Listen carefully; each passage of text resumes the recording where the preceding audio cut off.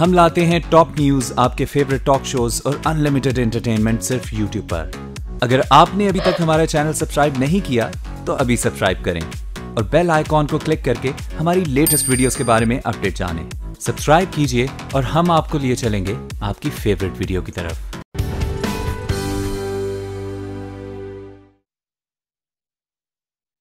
अस्सलाम वालेकुम नाज़रीन, कराची की बात के साथ मैं हूं रिजवान जाफर। नाज़रीन, एक वक्त था कि कराची बरे सगीर का सबसे साफ सुथरा शहर था। यहाँ की सड़कों को गर्द गुबार और कचरे से पाक रखने के लिए दिन में 2 मरतबा खाकरोब झाड़ू देते थे और आधी रात को कराची की हर सड़क को पानी से साफ किया जाता था। यही वजह थी कि 1930 में होने वाली ऑल इंडिया मेयर कॉन्फ्रेंस में कराची को बरे सगीर का सबसे साफ सुथरा शहर करार दिया गया था। आज जब हम शहर की यह हालत देखते हैं तो बहुत अफसोस होता है। क्या कराची को बरे-सगीर नहीं सिर्फ पाकिस्तान का सबसे साफ सुथरा शहर दोबारा से बनाया जा सकता है?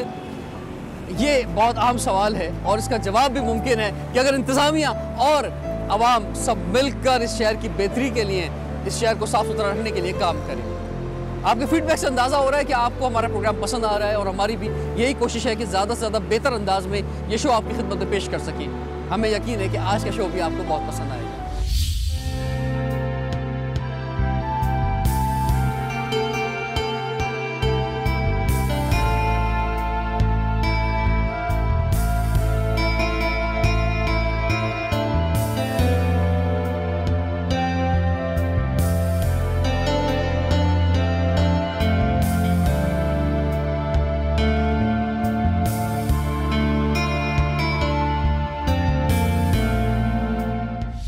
नाज़रीन, कराची की बात करने आज हम आए हैं इकरा यूनिवर्सिटी में और इकरा यूनिवर्सिटी के बहुत ही ज़बरदस्त और काबिल स्टूडेंट इस वक्त मेरे सामने बैठे हैं। आज यहाँ पर हम बात करेंगे कि सोशल मीडिया एंड वायलेंस पर। ख़ासतौर पे जब नौजवानों के दरमियान जाएं तो ये सबसे फेवरेट सब्जेक्ट भी होता है, क्योंकि सोशल मीडिया एक ऐसी चीज़ है इस वक्त कि जो इस वक्त नौजवानों के लिए एक पॉजिटिव चीज़ भी है और एक नेगेटिव चीज़ भी है और सबसे ज़्यादा इस्तेमाल भी नौजवान करते हैं। तो इन्हीं से बात होनी चाहिए, इन्हीं से पूछना चाहिए कि कराची में आपने देखा है कि एक वक्त था कि बहुत बुरे हालात रहे कराची में। अब हम अमन देख रहे हैं, लेकिन कुछ पता नहीं होता, कभी भी कुछ भी हो सकता है और नफ़रत की चिंगारी जो है वो कहीं से भी निकल सकती है, चाहे वो किसी भी तरह की इंतहा पसंदी हो और उसमें जो उसकी लपेट में ये शहर आ सकता है। तो इस शहर को हमने बचाना है। शहर के देरपा अमन के लिए ज़रूरी है कि जो इस वक्त सबसे बड़ा कॉरेस्पॉन्डेंस का, प्रमोशन का, अवेयरनेस का मीडियम है, that is the social media, उस पर जो है आप अपने ख्यालात का इजहार करें, अवेयरनेस दें कि कैसे उसको डील किया जाए।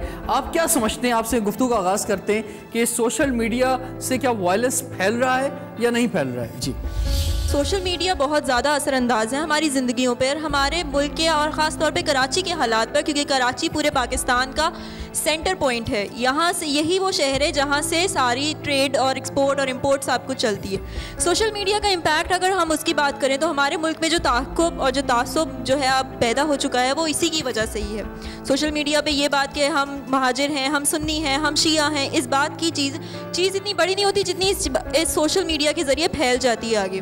और इस चीज़ के ऊपर काबू लाना सबसे ज़्यादा जो है अहम तरीन मसला है, जिसके ऊपर हमारे हुक्मरान को, आला हुक्मरान को भी नज़रसानी करनी है। ये जो नेगेटिविज्म है, मेरा सवाल ये है, ये फैलाता है कौन आखिर? मैं नहीं समझता कि आप लोग जो यहाँ बैठे हुए हैं, आपके चेहरे मुझे बता रहे हैं कि आप ऐसी हरकत नहीं करते होंगे, आप एहतियात करते होंगे, आपको शहर का अमन, मुल्क का अमन जो है अजीज़ है। तो ज़रा फरमाए, ये कौन फिर करता कौन है ये सोशल मीडिया पे? जी, बहुत सारे जो अनासर है जिनको एक मीडिया पे प्लेटफॉर्म नहीं मिल पाता, तो उनके लिए बहुत ही पॉजिटिव, यानी कि पॉजिटिव तो नहीं कह, बहुत अच्छी चीज़ है कि अपनी जो हरकत है वो उसको प्रमोट कर सके। तो उसमें उनको जो मुख्तलिफ पॉलिटिकल पार्टीज है उनका फुल सपोर्ट होता है। बहुत ज़बरदस्त बात की, क्लैपिंग होनी चाहिए इनके लिए। जी, जिस तरह हर एक चीज़ का नुकसान है, फ़ायदा है, किसी चीज़ की जाती भी इंसान के लिए नुकसानदेह होती है, चाहे वो शहद हो, तो इसी तरह सोशल मीडिया को अगर हम देखें तो ये नहीं है कि हम बिल्कुल ज़िम्मेदार नहीं हैं इस मामले में, हम भी ज़िम्मेदार हैं। क्योंकि अगर आप किसी चीज़ का यूज़ बता रहे हैं तो उसके नुकसान भी बताएं। अगर आप उसके नुकसान नहीं कभी बताएं। ऐसा होता है कि ठीक है, जिनका प्रोपेगेंडा करने का शौक है, जैसा आपने फरमाया, उतने ही हैं, उन्हें एक प्लेटफॉर्म मिल गया, लेकिन एक आम नौजवान भी, एक आम शख्स भी जो है वो कभी कभी जज्बाती हो सकता है और वो जज्बात में आके कुछ भी लिख सकता है, ऐसा भी हो सकता है ना? जी, तो आप देखें ज़िंदगी के कुछ मामलात में गाइड किया जाता है, अवेयर किया जाता है कि आपको किस सिचुएशन में किस तरह बिहेव करना है। फॉर एग्जांपल हम यूनिवर्सिटी के अंदर, यूनिवर्सिटी की प्रेमिसेस के अंदर हम गुस्सा अपना इस एक्सट्रीम लेवल पे शो नहीं कर सकते, चाहे हम कितने भी कितनी भी इंटरनली जो है डैमेज हो। इसी तरह अगर आप अवेयरनेस कैंपिंग चलाएंगे यूथ के लिए, जिनको कोई भी चीज़ जो है टूल लगती है यूज़ करने के लिए, फॉर एग्जांपल जैसे कोई भी मामला ज़रा सा भी इंटरनेट पर आता है, हम उसे फ़ौरन शेयर करना शुरू कर देते हैं। हम ये नहीं सोचते कि किसी की पर्सनालिटी जो सालों से वो इंसान बनाता आ रहा है वो एक विद इन 1 सेकंड डैमेज हो सकती है। बहुत खूबसूरत उन्होंने बात की, इनके क्लैपिंग होनी चाहिए। एक्सीलेंट। पाकिस्तान में साइबर क्राइम बिल जो है वो पास हुआ और उसकी वजह से काफ़ी बेहतरी आई सोशल मीडिया पे, काफ़ी साइट्स जो है वो ब्लॉक हुई, काफ़ी पेजेस बंद हुए, वो लोग जो बहुत ज़्यादा इंतशार फैला रहे थे उनके खिलाफ एक्शन हुआ। क्या आपको मालूम है ये बात? तो आप क्या समझते हैं कि आप जो है जब कोई चीज़ लिखते हैं तो जिम्मेदारी महसूस करते हैं कि जनाब ये हमारे मुल्क के लिए, हमारे शहर के लिए कितनी बेहतर बात है या कितनी गलत बात है, हमें लिखनी चाहिए नहीं लिखनी चाहिए, किसी पर्सनालिटी के हवाले से हमें ये बात जो है ये मौजू है या नहीं है, उसकी इस तरह से बुराई करनी चाहिए, इस तरह बुरा भला कहना चाहिए, क्योंकि हम सोशल मीडिया पे एक दूसरे पे बहुत ज़्यादा कीचड़ उछाल रहे हो।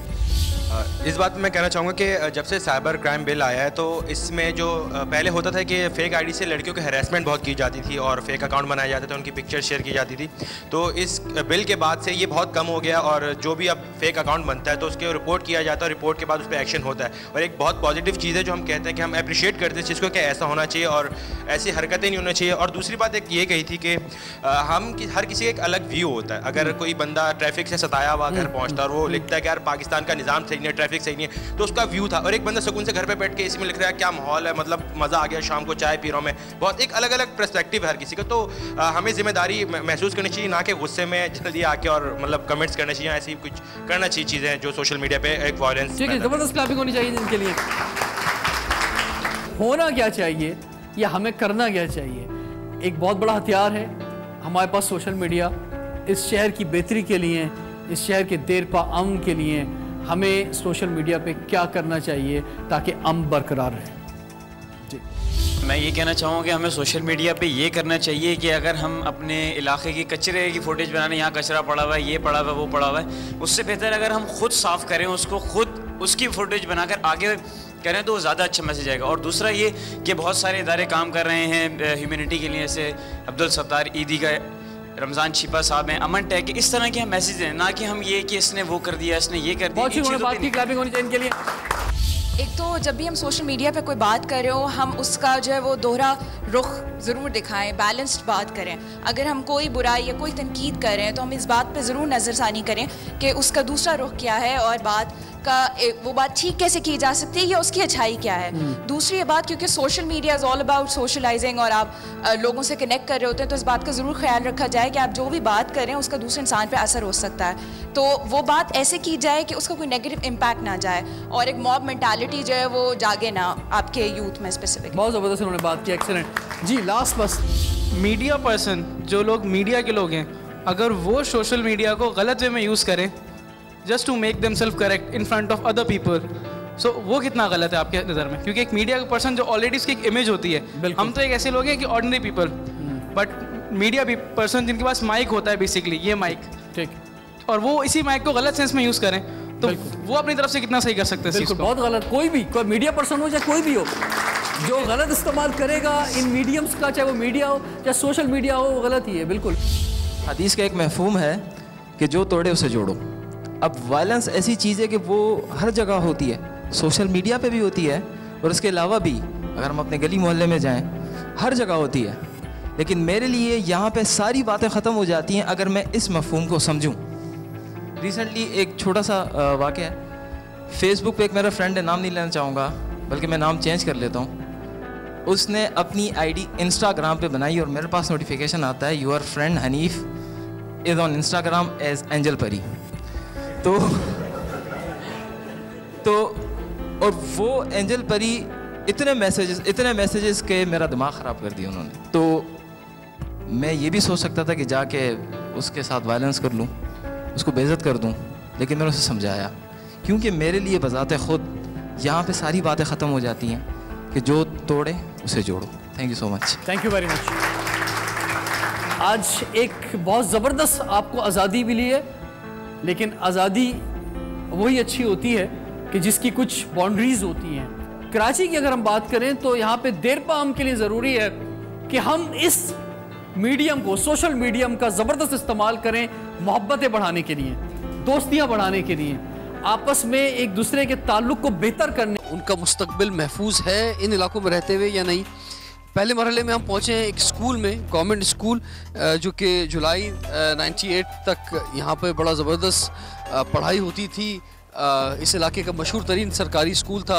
उसके बाद कंस्ट्रक्शन के नाम पे यहाँ के बच्चों को शिफ्ट किया गया और उसके बाद से ये मुस्तकिल जो है कंस्ट्रक्शन हो रही है और इस जगह का जो है वो जो इस्तेमाल होना चाहिए था, बेहतर इस्तेमाल होना चाहिए था, वो नहीं हो पा रहा है। रहमान साहब फरमाएँ, ये इसकी कुछ तारीख़ बताएँ इस जगह की आप।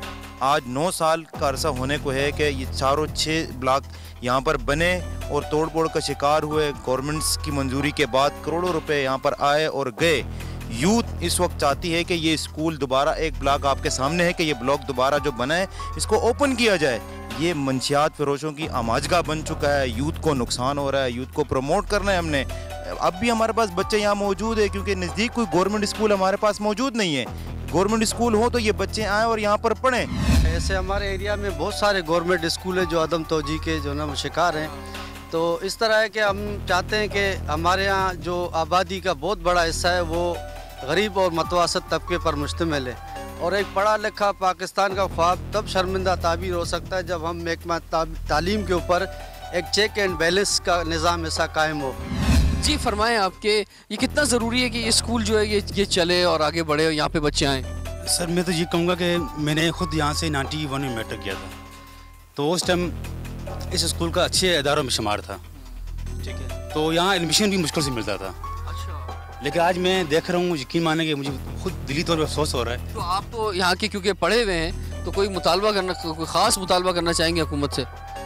मैं सर यही मुतालबा करूँगा कि हम चाहते हैं कि जो हमारे दौर में स्कूल था तो अब ऐसी स्कूल होना चाहिए। बिल्कुल, ये गवर्नमेंट की रिस्पॉन्सिबिलिटी है कि गवर्नमेंट जो है वो उनके पास स्पेस भी मौजूद है, कंस्ट्रक्शन भी मौजूद है, लेकिन जो है विल नहीं है। अगर अच्छी तालीम होगी, सियासी भर्तियाँ नहीं होंगी असातिज़ा के तौर पर और जो है एक अच्छा निज़ाम कायम होगा तो वो बच्चे जो कि अभी बड़ी तादाद में बच्चा जो है वो स्कूलों से बाहर है, जो पढ़ नहीं रहा है, इसके फिगर्स जो हैं वो 2 करोड़ तक चले जाते हैं। तो वो बच्चे जो हैं पूरे मुल्क के अंदर, और वो बच्चे ख़ासतौर पर इन इलाकों में बहुत हैं, तो वो बच्चे यहाँ आएंगे, यहाँ पढ़ेंगे। जी एक और साबिक तालिब इल्म इस स्कूल के हमारे साथ मौजूद हैं। जी फरमाएँ सर। ये गौस अली शाह के दौर में जब वो वज़ीर आला थे तो उस वक़्त मैं 6th क्लास में था, तो वो इधर आए थे, उन्होंने ये 12वीं तक कॉलेज मंजूर किया था इस स्कूल को। तो उसके बाद ये हमारे जो है बर्बाद हो गई है। तो अभी देख के स्कूल को डर लगता है कि यार ये हमारा स्कूल था और इसकी ये हालत हो गई है। उस ज़माने में बहुत बेहतर स्कूल था, बहुत बेहतर था, तालीम भी अच्छी थी, उस्ताद भी अच्छे थे और काफ़ी लोगों ने यहाँ से तालीम हासिल की है और अच्छे अच्छे ओहदों पे गए हैं, बहुत बेहतर तालीम थी। नाज़रीन, बल्दिया टाउन यूसी 32 से हम गुजर रहे थे तो हमने यहाँ पे देखा कि पानी जो है वो यहाँ पे नहीं आता, पानी यहाँ पे दिया जा रहा है और फिर उसके बाद जो है लाइन लगा के लोग पानी ले रहे हैं। क्या मसले पानी के? पानी नहीं है बेटा, ये पता नहीं कितना साल इधर नल नहीं है, 10 साल पानी नहीं है, नल नहीं है, ये टैंकर आता है, ऐसा बहुत मुसीबत से पानी मिलता है, पानी नहीं है। ये इतना हम लोग का केन में सजी देखो हम लोग का इस पे भी एतराज किया जा रहा है कि इसको भी यहाँ से हटा लो, तो यहाँ से हटाकर कहाँ जाएगा? कहाँ रहते हैं आप? कहाँ रहते हैं? वहीं पर रहते हैं हम। यहाँ जो मकानात हैं ये सारे मकानात जो है प्रॉपर लीज पर हैं, कोई कब्जे की जगह है या क्या है? नहीं, सारे लीज की जगह है, सिर्फ MNA MP उस वक्त हम देखते हैं जब वो वोट लेने आते हैं, उसके बाद जो है ना इनका चेहरा हम देखते हैं ना कुछ होता है। राइट जगह है, इंक्रोचमेंट नहीं है इन इलाकों में, तो आपका हक बनता है कि आपको पानी जो है दिया जाए। चेयरमैन भी मौजूद हैं यूसी के यहाँ पर।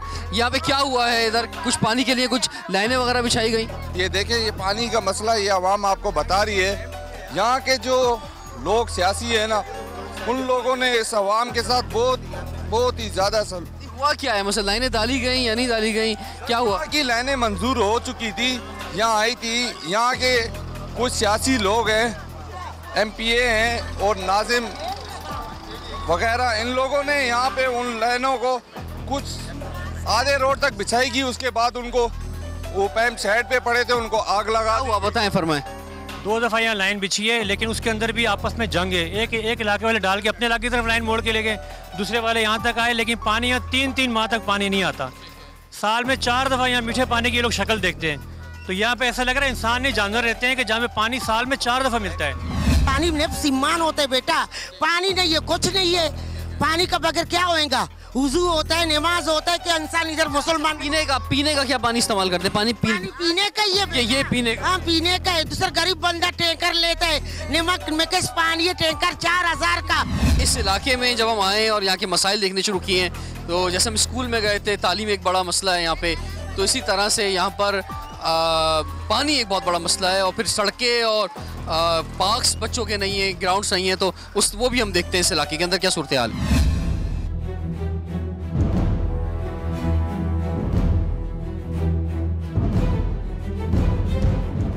इस वक्त हम एक ग्राउंड में आए हैं, बल्दिया 5.5 में, और नूरानी फुटबॉल ग्राउंड, जो वल्नरेबल एरियाज़ हैं कराची के, किसी भी इलाके में चले जाएं, बहुत सारे एरियाज़ में गए हैं, तो जिस तरह की हालत है वहाँ के ग्राउंड्स की, इसकी भी कुछ वैसे ही है। आसिफ मूसा साहब हमारे साथ मौजूद हैं, पीपल्स पार्टी के रहनुमा हैं। आप फरमाएं कि इस ग्राउंड के हवाले से कुछ बताएं। यहाँ पे यहाँ तो बड़ी रौनक होनी चाहिए थी, ग्रास होनी चाहिए थी, दीवारें बेहतर होनी चाहिए थी।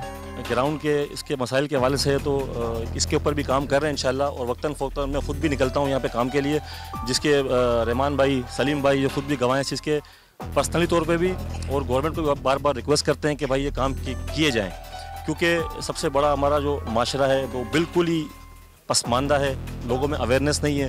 सबसे पहले तो हमें लोगों में अवेयरनेस पैदा करनी पड़ेगी, ठीक है, तो उसके लिए अल्हम्दुलिल्लाह काम कर रहे हैं, और ये सारी चीज़ें देखी हैं इंशाल्लाह।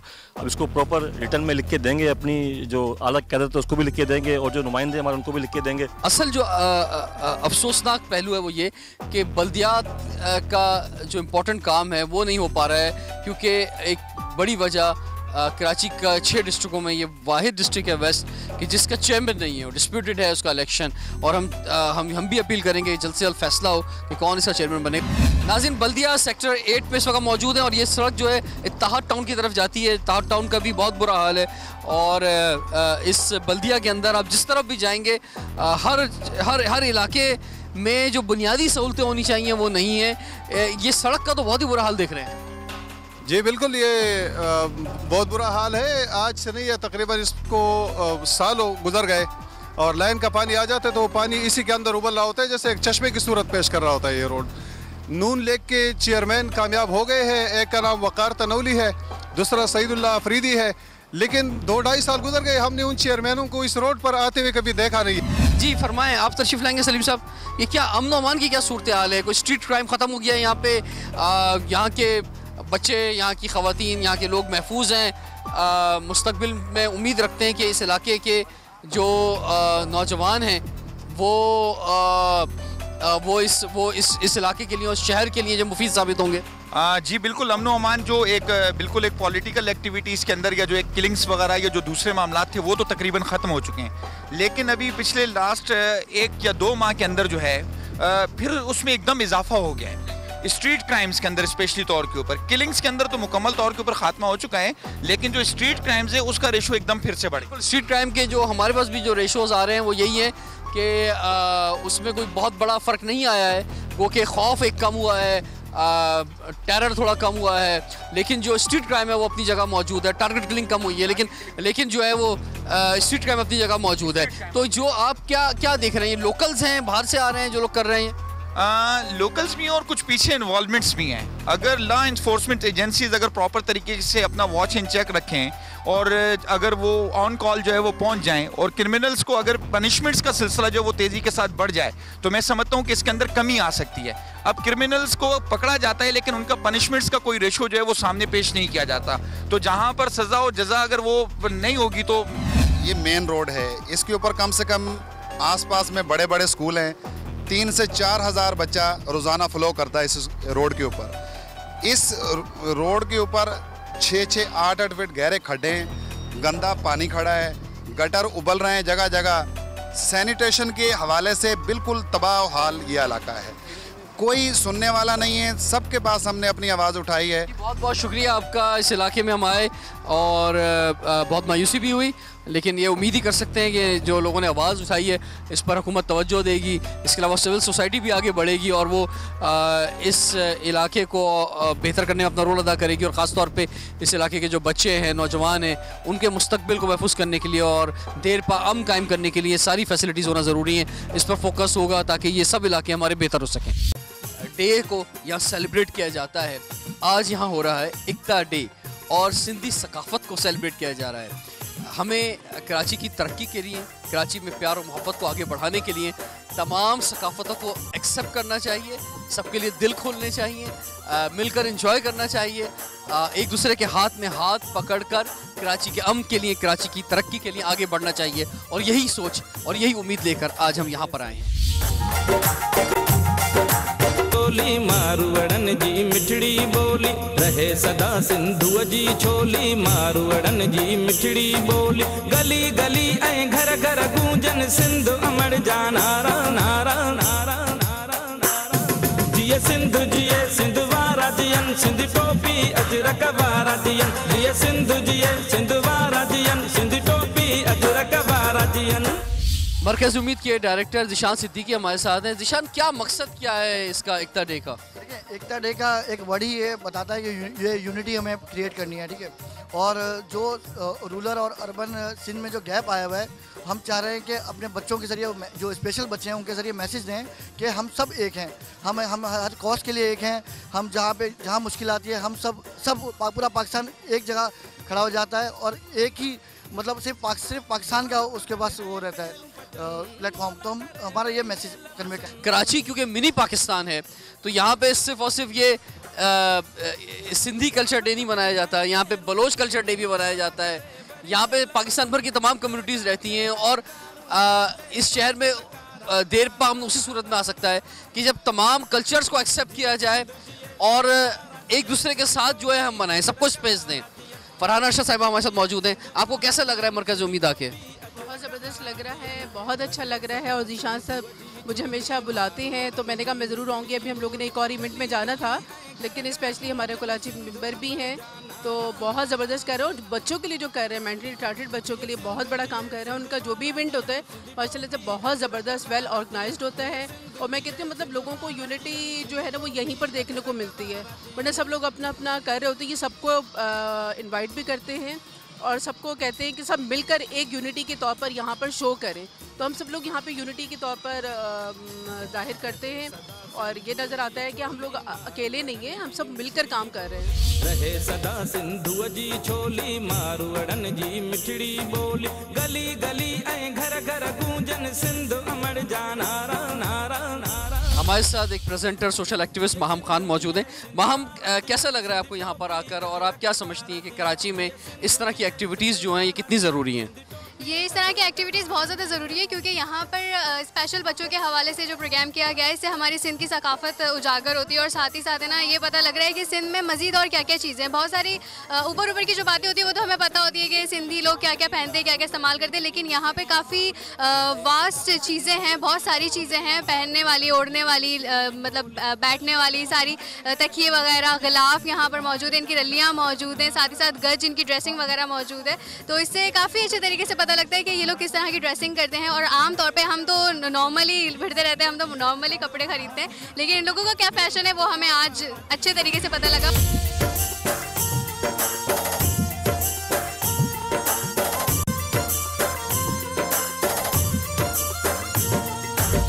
शहर में जो आजकल के हालात हैं उसे लेके हम लोगों को छोटी मोटी ऐसी एक्टिविटीज़ करवानी चाहिए। और रही बात स्पेशल बच्चों की, तो माशाल्लाह ये बच्चे आपने देखे होंगे माशाल्लाह इतने एक्टिव हैं और आप लोगों को देख के, ये लोगों को देख के और उनके साथ मिल के ये लोग बहुत खुश होते हैं। इनमें ना बहुत एक जोश आता है कि आगे बढ़ने का, कुछ करने का। लेकिन मैंने देखा है, मैं जब से यहाँ पे हूँ माशाल्लाह ये इवेंट जो कल्चर डे का है वो सारा मैंने थोड़ा सा डेकोरेशन वगैरह उसमें मैं इतने दिनों से काम कर रही हूँ, लेकिन मैंने देखा है यहाँ के बच्चे नॉर्मल बच्चों से ज़्यादा एक्टिव हैं। उनको सिखाने से हम लोगों को ये फील होता है कि हम लोग भी इतना जल्दी पिक नहीं कर सकते जितना ये लोग बच्चे कर सकते हैं। लेकिन माशाल्लाह बहुत अच्छी मैनेजमेंट हम लोगों की यहाँ पे बहुत अच्छी, टीचर्स बहुत अच्छे हैं यहाँ के, और हम लोगों को ऐसे इवेंट्स रखवाने चाहिए।